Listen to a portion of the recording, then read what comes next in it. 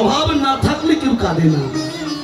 বিশ্ব ব্রহ্মাণ্ডের মালিক যিনি ভগবান, কোটি কোটি জনম সাধনা করেও যার চরণ পাওয়া যায় না, যার ঘরে কত রাজৈশ্বর্য আধিপত্য ছিল, এত কিছু থাকা সত্ত্বেও কিসের অভাবে, কি কারণে ভগবান কাঁদছেন? তার কি অভাব ছিল? চৈতন্য চরিতামৃত বললেন না ছিল অভাব। কিসের অভাব? কইছেন অভাব প্রেমা, কইছেন মাধুরীমা, কইছেন সুখীতি ভোর, এদিন বাঞ্ছিত ধন ব্রজ না হইল পুরন, কি করিব না পাওল। রাধিল, তোমার প্রেম কেমন, তোমার সেই প্রেমের মাধুর্য কেমন, আর তুমি আমাকে ভালোবেসে কতটুকু সুখ পাও। এই ব্রজ লীলায় আমি তোমার এই অলৌকিক অহৈতুকী প্রেমের ঋণকে আমি আস্বাদন করতে পারলাম না। এই শুধুমাত্র তোমার প্রেম ঋণ আস্বাদন করবার জন্য আমাকে ওই নদীয়ার মাঝে যেতে হবে। যা রাধে, ভগবান শ্রীকৃষ্ণ ব্রজ গোপীদেরকে একদিন ডেকে প্রশ্ন করছেন, গোপীগণ যে দেখো দূর দূরান্তে পাহাড় পর্বতে আমাকে পাওয়ার জন্য কত যুগ যুগ ধরে কত মুনি কত ঋষি শুধু আমাকে পাওয়ার জন্য এরা ধ্যান করছে। এত ডাকাডাকি সত্ত্বেও আমি এদেরকে সাড়া দেই না, অথচ তোমরা আমাকে একটা ডাক দিলেই আমি মন্ত্রমুগ্ধ ফণির মতো তোমাদের কাছে ছুটে চলে যাই।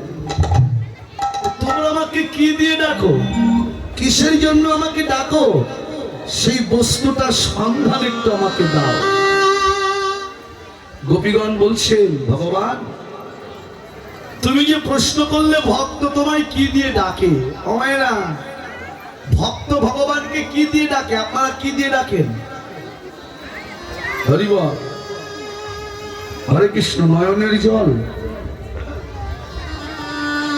গোপীগণ বলছেন, কৃষ্ণ তুমি যে প্রশ্ন করলে যে ভক্ত তোমায় কি দিয়ে ডাকে, যদি কোনো সন্তান তার মাকে গিয়ে বলে, মা তুমি আমায় কেমন ভালোবাসো, কতটুকু ভালোবাসো, জয় রাধে, মা কি বলবে? আপনার ছেলে যদি আপনাকে বলে যে মা কেমন ভালোবাসো, বলতে পারবেন? মা বলবে যে তোকে যে কতটুকু ভালোবাসি, এ ভালোবাসার কথা আমি ভাষায় প্রকাশ করতে পারবো না। ছেলে বলছে, মা জগতের সব ভাষা বুঝি, তোমার ভালোবাসার ভাষা বুঝবো না? বলে, না রে খোকা, বুঝতে পারবি না। আমি কি কোনোদিন বুঝতে পারবো না? বলে, কোনোদিন বুঝতে পারবি না তা নয়, বুঝতে একদিন পারবি। কোন দিন?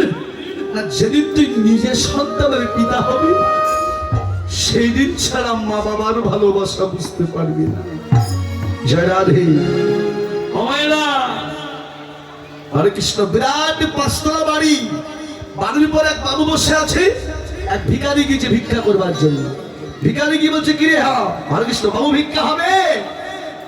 উপর থেকে বাবু ডেকে বলছে, এই ভিখারি তুই যে বিভিন্ন বাড়িতে ভিক্ষা করতে যাস, কোনো বাড়ি সরু চাল, কোনো বাড়ি মোটা চাল, কোনো বাড়ি কালো চাল, কোনো বাড়ি, হ্যাঁ হরি বল, এই বিভিন্ন বাড়িতে এই বিভিন্ন রকমের চাল পাস, এই বিভিন্ন বাড়ির চাল এক জায়গায় রান্না করে খেতে তোর কেমন লাগে? ভিখারি উত্তর দিচ্ছে, বাবু এই বিভিন্ন বাড়ির চাল এক জায়গায় রান্না করে খেতে যে কেমন লাগে, এটা আপনি ওই 5 তলার পরে থাকলে বুঝতে পারবেন না। 5 তলা ছেড়ে দিয়ে আপনিও আমার মতন ভিখারি হয়ে যান, তবেই বুঝতে পারবেন এই চালের স্বাদের কত।